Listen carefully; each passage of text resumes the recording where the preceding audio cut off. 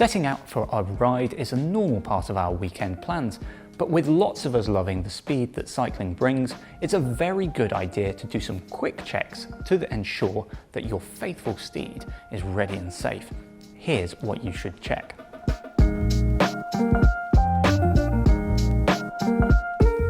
Quick release skewers and thru-axles need to be done up nice and tight before you set off. Now, chances are that if you haven't touched them since your last ride, they're probably already good to go. But thinking back, I got my bike out of the car after that race on Sunday, and then I cleaned the bike, which meant the front wheel was removed.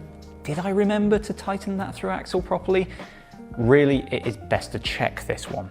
It is quick to do with just your hands for a quick release skewer, or for my bike, a 6mm Allen key. There's also a potential performance aspect to this.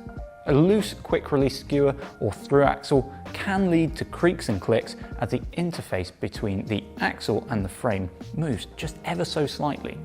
That noise will drive me and everyone else on the group ride absolutely insane, so ensure that they're correctly tightened. For quick release, you need to get it to a point where it takes a firm press with one hand to close. Thru-axles can sometimes have torque settings, so make sure you follow them. Mine here, 15 Nm. If I don't meet that, it clicks like anything.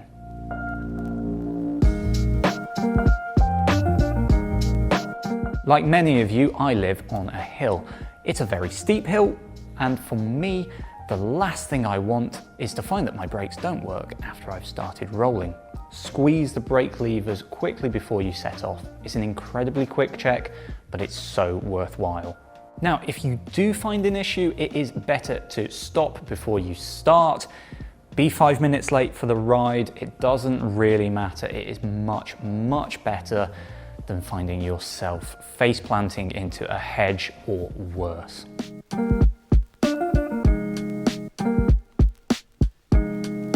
If you've not touched the tyres for a while, then they could have gone quite soft. This could mean that you get a pinch puncture on the first small hole that you hit, but another issue with flat tyres is that, especially with tubeless, with nothing holding the tyre on, you could roll that tyre off the rim.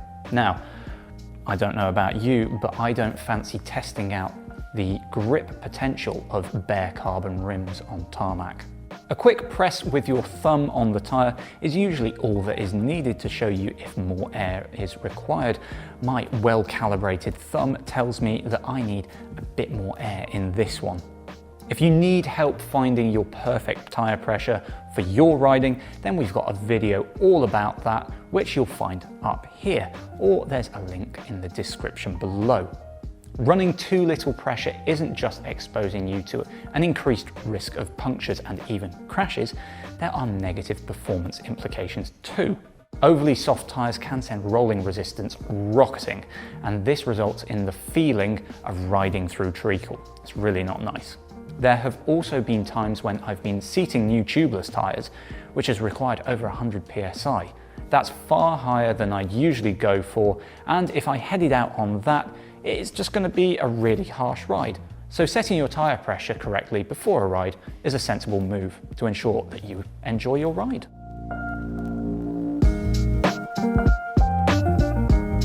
There are quite a few bolts on your bicycle, and any one of them can, and generally will, work itself loose over time. While we're not going to stand here and tell you to check every bolt before every ride, going over the bolts periodically is a very sensible step. You generally just need a set of Allen keys for the job, or Torx keys depending on your components, though if you're tightening onto a carbon component, a torque wrench is a very good idea. Common bolts to check are the stem faceplate, seat post, and the crank bolts on these Shimano cranks.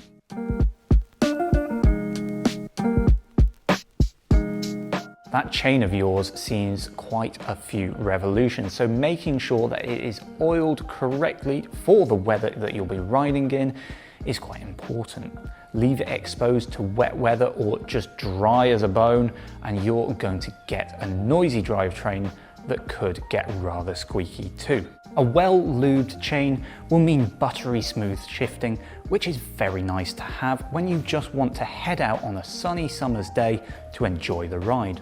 Once you start to hear a noisy chain, it is impossible to not hear it. And like an annoying song, it will be living in your head rent-free.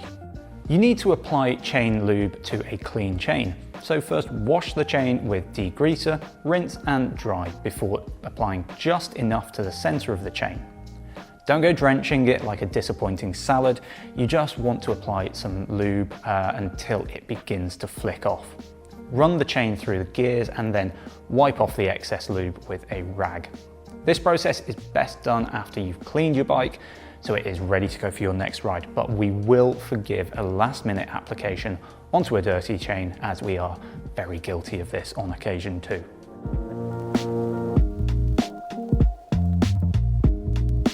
Gears that don't work properly are really frustrating, and if your gears throw the chain over the top of the cassette and into the spokes, the results can be really painful. Limit screws can be checked once in a while, but indexing, that is the fine-tuning of the gears, that wants doing much more regularly. The simple way to check without a work stand is to pop the saddle behind your neck, and then you can just run through the gears, making sure that there are none that are refusing to go.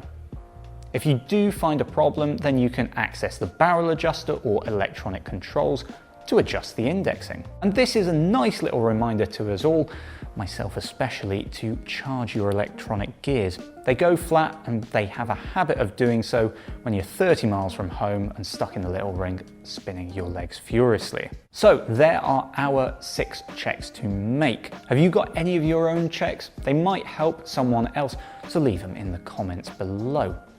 If you like this video, then drop us a like and subscribe to see more from us. Thank you very much for watching.